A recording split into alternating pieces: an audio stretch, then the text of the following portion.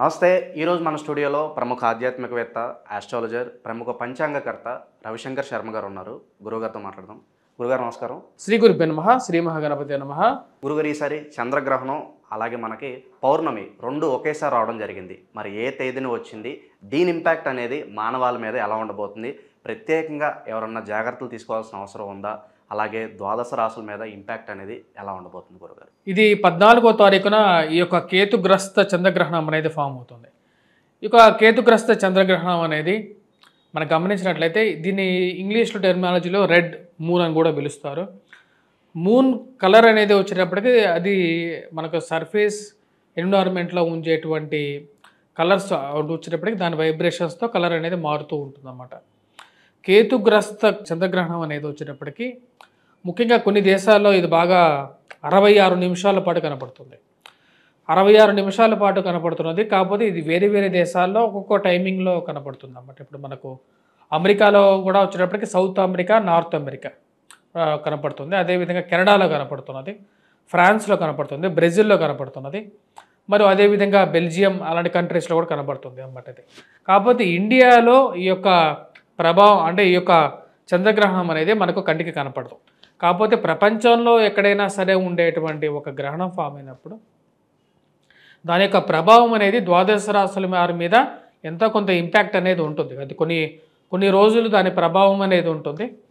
ముఖ్యంగా ఈ యొక్క ప్రభావం అనేది వయసురీత్యా ఎవరైతే ఉన్నారో, అంటే మానసికంగా ఎవరైతే ఎక్కువగా టెన్షన్ పడేటువంటి వారు, మానసికంగా స్ట్రెస్ తీసుకోలేనటువంటి వారు ఎవరైతే ఉంటారో వారి మీద కొంచెం ఎక్కువగా ప్రభావం చూపిస్తుంటుంది అన్నమాట. అంటే ఎక్కువగా ఒకటే విషయం ఆలోచించేటువంటి వారు ఎవరైతే ఉంటారో వారి మీద ఎక్కువగా ప్రభావం ఉంటుంది. ఇప్పుడు మనకు మానసిక రోగులు ఎవరైతే ఉంటారో వారి మీద ఎక్కువగా ప్రభావం అనేది ఉంటుంది.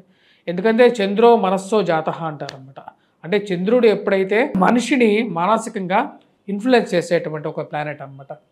అటువంటి యొక్క చంద్రుడు ఎప్పుడైతే ఈ యొక్క చంద్రగ్రహణంలో ఇన్వాల్వ్ అవుతాడో దాని యొక్క ప్రభావం అనేది మానసికమైనటువంటి స్థితి మీద ఉంటుంది. ఇదే శాస్త్రం కూడా చెప్తుంది అన్నమాట. మనకు మీరు గమనించినట్లయితే అమావాస్య పౌర్ణములు ఉంటాయన్నమాట. ఇప్పుడు మానసిక రోగులను చూసినట్లయితే అమావాస్యకి పౌర్ణమికి వారి యొక్క మెంటల్ స్టేటస్ అనేది మెడికల్లీ ప్రూవ్డ్. ఇదంతా వచ్చేటప్పటికి ఇది ఏదో మన కొత్తగా శాస్త్రంలో రాసినవే మెడికల్గా వాళ్ళ తర్వాత కొన్ని సంవత్సరాలు, వేల సంవత్సరాల తర్వాత వాళ్ళు ప్రూవ్ చేస్తుంటారు. అటువంటి ఈ మెడికల్ సైన్సెస్లో చెప్పినవి ముందే ఇది చెప్పడం జరిగిందన్నమాట. మనకు అమావాస్యకి పౌర్ణమి స్థితిలో వచ్చేటప్పటికి దేవాలయాల్లో ఈ మానసికమైనటువంటి స్థితిలో సరిగా లేనటువంటి వారిని దేవాలయాల్లో ప్రదక్షిణలు చేయించటాలు ఎప్పటి నుంచో జరుగుతున్నటువంటి క్రతువులే ఇవన్నీ. మనం గమనించినట్లయితే ఈ యొక్క జరుగుతున్నటువంటి ఈ యొక్క గ్రహణం ఏదైతే ఉందో, గ్రహణం అనేది మన దేశంలో కనపడట్లేదు కాబట్టి దాని యొక్క నియమం అనేది లేదు.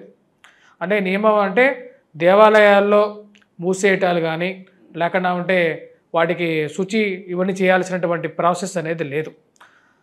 కాకపోతే ఎవరైతే మానసికమైనటువంటి స్థితి సరిగా లేనటువంటి వారు ఎవరైతే ఉంటారో వారు కొన్ని నియమాలు అనేది పాటించాలి.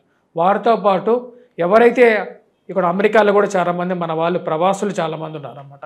ఈ యొక్క ప్రవాసులు ఎవరైతే ముఖ్యంగా అమెరికాలో కానీ లేకుండా ఉంటే ఇందాక చెప్పినటువంటి కెనడాలో కానీ నివసించేటువంటి వారు ఆ యొక్క దేశాల్లో కాలమాన ప్రకారంగా ఈ యొక్క చంద్రగ్రహణం ప్రభావితం కలుగుతుంది కాబట్టి వారు కొన్ని నియమాలు అనేది పాటించాలి. గ్రహణం పట్టే ముందు పట్టు స్నానం, విడుపు స్నానం అనేది ఉంటుంది. గురుగారు, ప్రత్యేకంగా ఎప్పుడైనా కదా ఈ గ్రహణాలు టాపిక్ వస్తే కనుక గర్భిణీ స్త్రీల గురించి ప్రత్యేకంగా చెప్తారు. వాళ్ళు ప్రత్యేకంగా జాగ్రత్తలు తీసుకోవాలంటూ ఉంటారు. మరి ఈ విషయంలో వాళ్ళు ఎలాంటి జాగ్రత్తలు తీసుకోవాలంటారు? ముఖ్యంగా గర్భిణీ స్త్రీలు ఎవరైతే ఉంటారో ఇందాక చెప్పినట్టుగా పట్టు స్నానం, విడుపు స్నానం అనేది అందరూ చేస్తే మంచిది. చేయలేనటువంటి వారు ఎవరైతే ఉంటారో ముఖ్యంగా ఈ గర్భిణీ స్త్రీలు ఎవరైతే ఉంటారో, ఎందుకంటే కాస్మిక్ వేవ్స్ అంటే ఏముంటాయన్నమాట. ఇది టెక్నికల్లీ ప్రూవ్డ్. ఏంటంటే ఎప్పుడైతే గ్రహణం జరుగుతుంటుందో అప్పుడు ఏంటంటే పైనుంచి వచ్చేటువంటి వేవ్స్ ఏవైతే ఉంటాయో, అంటే కాంతి కిరణాలు ఏవైతే ఉంటాయో వాటి యొక్క వేవ్స్ అనేవి డిఫరెంట్ అవుతాయి.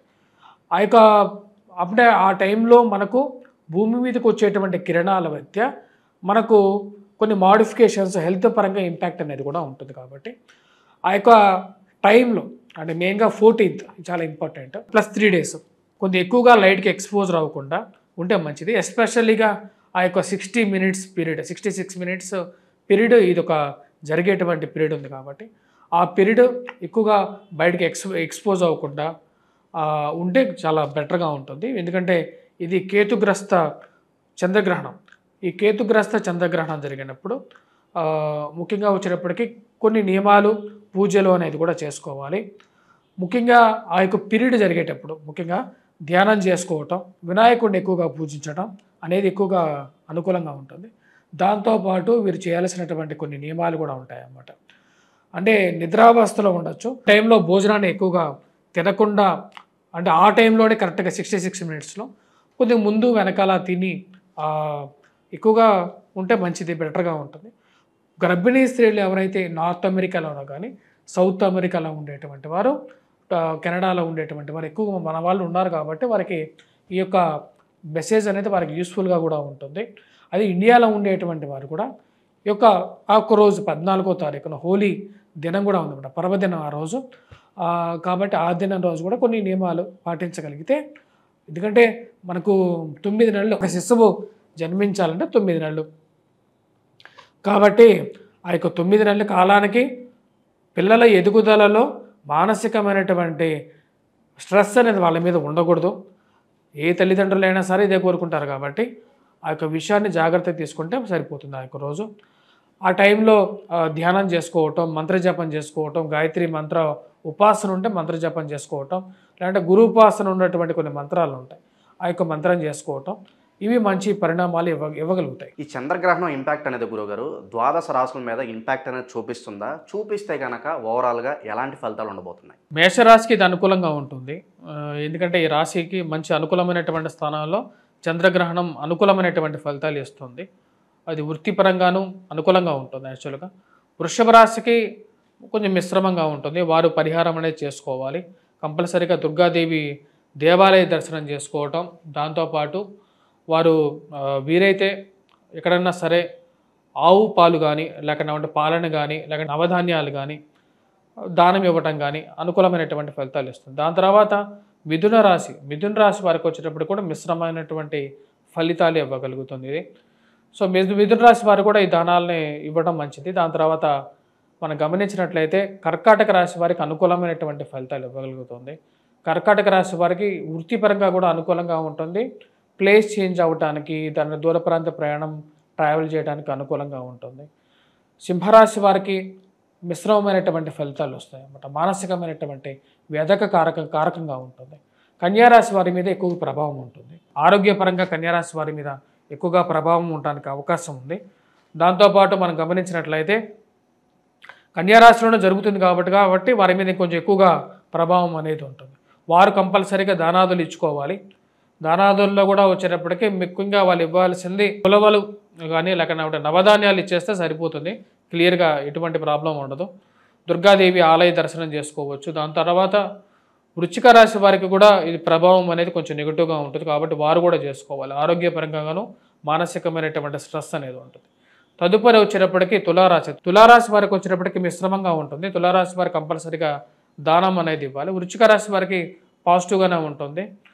కొద్దిగా ఉద్యోగపరంగాను మిత్రులతో కొద్దిగా సహాయం తీసుకోవడానికి, బంధుమిత్రులతో గడపడానికి అనుకూలంగా ఉంటుంది. తదుపరి మనం గమనించినట్లయితే ఈ యొక్క ధనుస్సు రాశి వారికి ఉద్యోగపరంగాను వ్యాపారపరంగాను పాజిటివ్ ట్రెండ్ ఇవ్వగలుగుతుంది ఈ యొక్క జరిగేటువంటి కేతుగ్రస్త చంద్రగ్రహణం. తదుపరి వచ్చేటప్పటికి మనం మకర రాశి వారికి కొంచెం మిశ్రమమైనటువంటి ఫలితాలు ఇవ్వగలుగుతుంది. అంత యోగాన్ని ఇవ్వదు. కొన్ని రాశుల వారికి ఇది యోగాన్ని ఇవ్వగలుగుతుంది. మకర రాశి వారికి కొంచెం మిశ్రమమైనటువంటి ఫలితాలు ఇస్తుంది. తదుపరి మనం గమనించినట్లయితే కుంభరాశి వారికి మానసికమైనటువంటి చింతని కలిగించేటువంటి స్థితిలోకి ఈ చంద్రగ్రహణం అనేది జరుగుతున్నది. ముఖ్యంగా ఆరోగ్యపరంగా మానసికమైనటువంటి చింతన కలిగిస్తుంటుంది కాబట్టి వీరు కూడా ఈ రాశి వారు కూడా ఇవ్వాలి. ముఖ్యంగా వచ్చేటప్పటికి మకర రాశి వారికి ఏలినాటి శని ప్రభావం అనేది అయిపోయింది. కుంభరాశి వారికి ఏలినాటి శని ప్రభావం, మానసిక చింత అనేది శని ద్వారా కూడా వస్తుంది. ఇప్పుడు మీనరాశి వారికి జన్మరాశిలో శనిగ్రహ సంచారం అనేది స్టార్ట్ అవుతుంది నెక్స్ట్. ఎందుకంటే మీనరాశిలోకి ఎప్పుడైతే జన్మరాశిలో శనిగ్రహ సంచారం జరుగుతుంటుందో, ఎందుకంటే మార్చిలో శనిగ్రహ సంచారం అనేది స్టిల్ మనకు కుంభరాశి వారికే ఉంటుంది కాబట్టి మానసిక వ్యధ కూడా ఉంటుంది కాబట్టి ఈ యొక్క రాశి వారు కంపల్సరీగా ఈ యొక్క పరిహారం పాటిస్తే బెటర్. ఎవరైతే ఈ యొక్క కుంభరాశి వారు ఉన్నారో, అదేవిధంగా వచ్చినప్పటికీ మీనరాశి వారు కూడా ఈ పరిహారం చేసుకుంటే మంచిది. బాగా కలిసి వచ్చేటువంటి రాశులు ఇందాక చెప్పిన విధంగా వచ్చినప్పుడు మేషరాశికి బాగుంటుంది. దాని తర్వాత కొంచెం బాగుండేది వచ్చేటప్పటికి మనకు వృశ్చిక రాశి వారికి కూడా బాగుంటుంది. కర్కాటక రాశి వారికి కూడా అనుకూలమైనటువంటి ఫలితాలు పొందగలుగుతారు. కాకపోతే ఓవరాల్గా వచ్చేటప్పటికి ఈ యొక్క చంద్రగ్రహణం అనేది కర్కాటక రాశి వారికి అనుకూలంగా ఎక్కువగా ఉంటుంది. ఎందుకంటే జరుగుతున్నటువంటి తృతీయంలో జరుగుతున్నది, అనుకూలమైనటువంటి స్థానాల్లో జరుగుతున్నది కాబట్టి. చంద్రగ్రహణం గురించి మాకు ఎన్నో విశేషాలు తెలియజేశారు. అలాగే దీని ఇంపాక్ట్ అనేది ద్వాదశ రాశుల మీద ఎలా ఉంటుందో కూడా మీ మాటలో చాలా అద్భుతంగా వివరించారు. ధన్యవాదాలు గురుగారు.